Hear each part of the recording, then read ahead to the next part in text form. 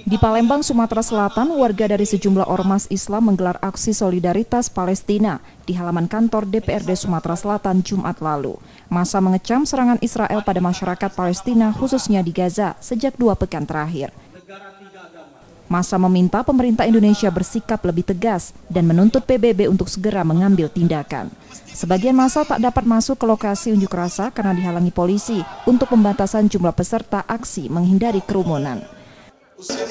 Kita mengutuk keras serangan Zionis terhadap orang yang lagi sholat di Masjidil Aqsa ditembak. Itu kan tidak benar lagi di dalam rumah ibadah. Kalau di luar rumah ibadah terserah, itu mau perang namanya.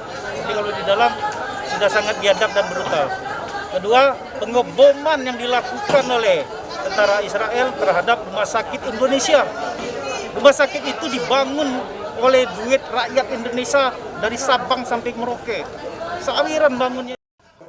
Aksi yang berjalan tertib dengan peserta mengenakan masker dan menjaga jarak satu sama lain.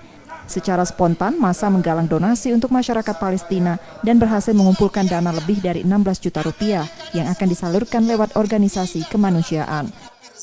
Rizky Nurmizan, Kompas TV, Palembang.